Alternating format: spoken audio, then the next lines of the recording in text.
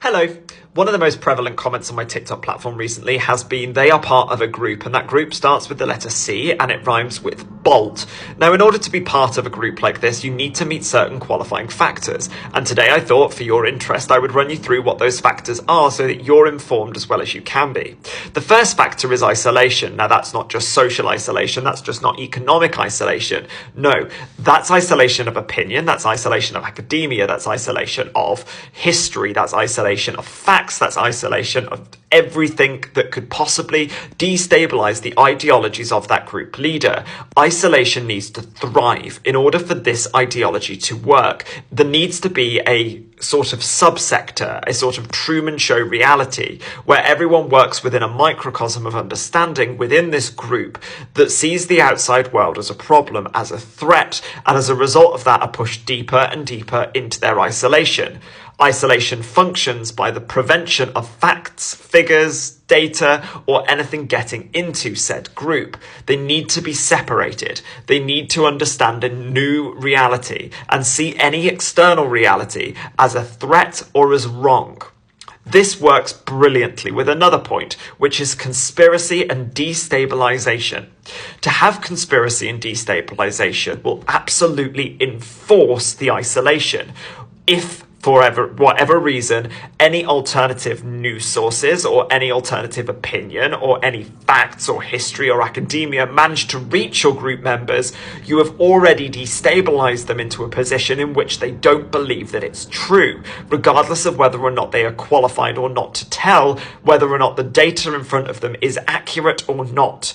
They will outwardly begin to deny histories. They will outwardly begin to deny realities. And when they are in their isolated vacuum, they will only associate directly with those others in that vacuum with them.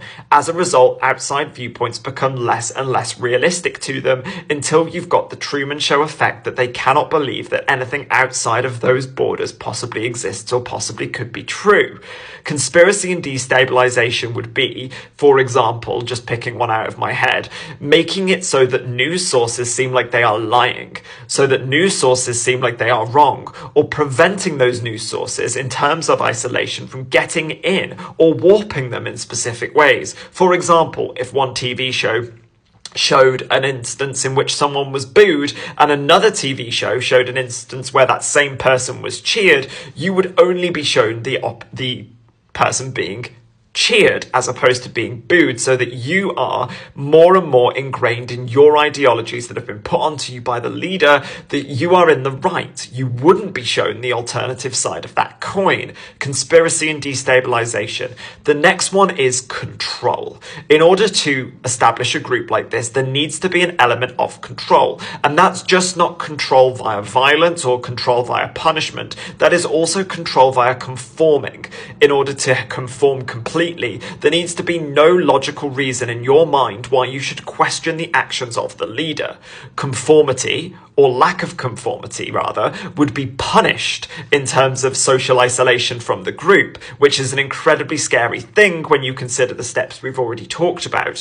When someone recognizes the outside world from their group as being dangerous, wrong, and evil, they're going to do everything they can to conform to the social standards within that group. They're not going to question the control that surrounds them. The next one is fear, and this is an incredibly important one. It isn't just fear of the outside world, but it's fear of their leader themselves. It's fear what might happen to them if they question or if they go up against their leader in any kind of way. This absolutely couples in with the pillar of being part of this group, which is the isolation. If you are fearful of the outside world, you are more likely to stay where you are. If you are fearful of other realities through the warped perception that you have been taught, you are more likely to stay where you are. If you see the actions of your group leader against others outside of your group and recognize them to be horrific, you are more likely to stay where you are. You are more likely to keep quiet. You are more likely likely to conform, you are more likely to remain isolated. Do you understand how every kind of category in this domino effects from one to another? The next one is punishment. Punish for questioning the teachings of the group leader. Now, when we say punishment, we don't just mean physical punishment. We also can mean things like humiliation.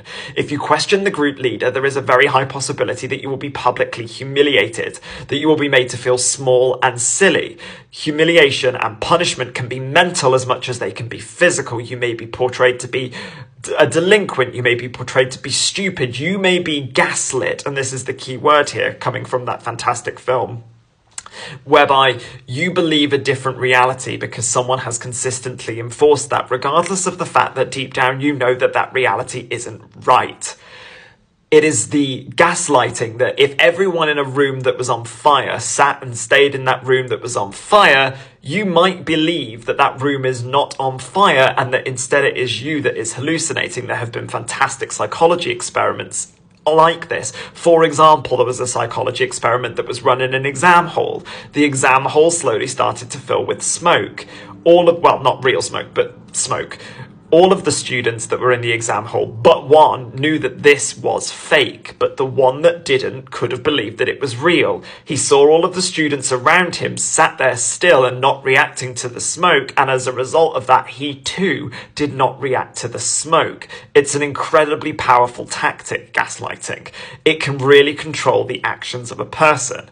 And when you believe that speaking out or moving outwardly from these circles will result in punishment, you will be more likely to be gaslit. You are vulnerable, and these sorts of groups prey on vulnerable people. The last one, or one of the last ones, is love bombing. Now, love bombing isn't just showing affection or praise. Love bombing is showing affection and praise in very, very high degrees for very, very short bursts of time, in the same way that a bomb would go off. It's giving immediate praise and then removing it, so that you create an unstable environment with the person who is the group leader. You never really know where you're at. You never really know what might happen to you. But when you get affection from that leader, it automatically hits the dopamine up in your head, and you automatically feel validated because someone who doesn't usually show you affection is suddenly showing you affection. It's an absolute dangling a carrot in front of a donkey kind of effect, that they believe that if they do what you want, they will get praise. And as a result of that, they will continue to do what you want regardless of how you treat them. And if you give them a massive amount of love bombing at one time, then they will be more likely to stay with you than they will be to leave. An example of this would be, a social media app disappearing with loads of threat of it disappearing for 24 hours before suddenly coming back. You might believe that somebody actually cared about you and put it back, when in reality that was just meant to destabilize you the whole time. So I hope that helps. These are just some of the main keystones of being in part of one of these groups. So if you see any of these, or you start to see these around you more and more, you'll now be better informed as to what they are. These groups cannot function, and the reason that one word in that kind of paragraph came up more than any other, isolation, is because they cannot function without it. Outside sources, outside news outlets, outside media, outside teachings become scary and are a threat. People who are part of these groups might start, banning books. People who are part of these groups might start outwardly denouncing things that we know to be factually true. These people also might start relying on other groups like them in order to solidify their worldview. Like appointing a faith leader perhaps, or, creating an environment in which it's very, very, very difficult for your following to consistently follow and understand your motives. And as a result of that, because they have been isolated and are scared of the outside world, will remain where they are. It's training. It's training people. That's what it is. It's training people.